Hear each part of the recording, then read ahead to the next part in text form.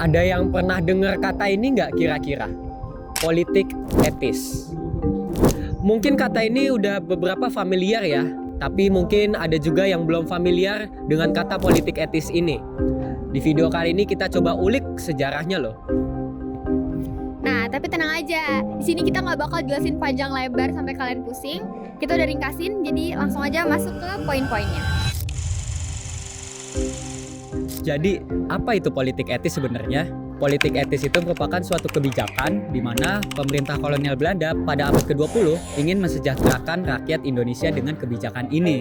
Nah, politik etis ini dilatar belakangi oleh dua bidang, yaitu bidang politik dan bidang ekonomi. Dari bidang politik sendiri, ini muncul akibat dari desakan kelompok liberal di Belanda untuk menuntut nasib perbaikan para pribumi di Indonesia karena sudah dihabis peras oleh pemerintah kolonial Belanda pada zaman dahulu. Nah, sementara dari bidang ekonomi sendiri, politik etis ini dilatar belakangi karena dampak negatif dari tanam paksa yang telah menyebabkan pribumi kualitas hidupnya menurun dan menjadi semakin miskin. Oleh sebab itulah, pemerintah kolonial Belanda akhirnya membuat sebuah kebijakan yaitu Trias van Deventer yang terdiri dari 3 kebijakan, yaitu mengenai kebijakan imigrasi, irigasi, dan edukasi. Oke, dari 3 kebijakan Trias van Deventer yang udah disebutin tadi, emang apa aja sih isinya?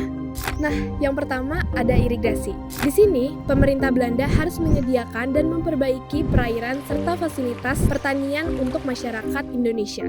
Yang kedua, ada migrasi. Di sini pemerintah Belanda harus melakukan migrasi untuk mengurangi kepadatan penduduk yang terjadi di daerah Jawa. Yang ketiga, ada edukasi. Di sini pemerintah Belanda akan memperluas bidang pendidikan dan pengajaran untuk memperbaiki sumber daya manusia masyarakat Indonesia.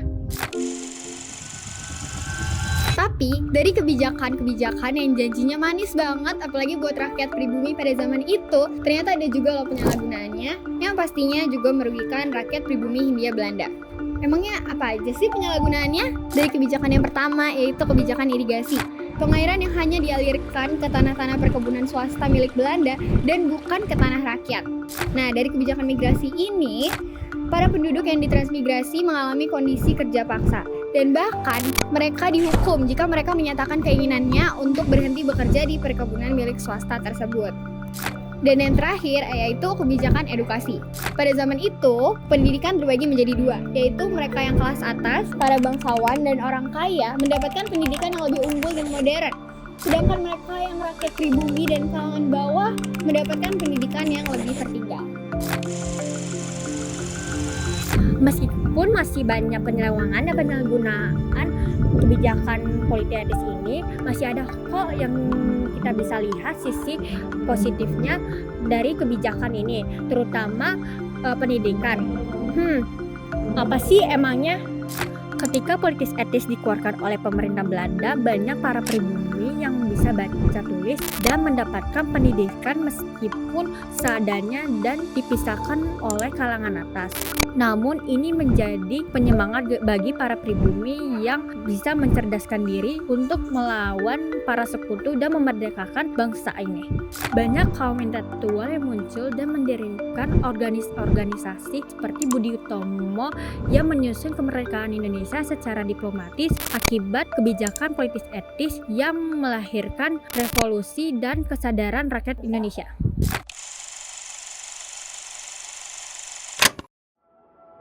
Tapi sebenarnya kalau dipikir-pikir, tujuan dari politik etis ini sangat baik dan mulia bagi rakyat pribumi dulu.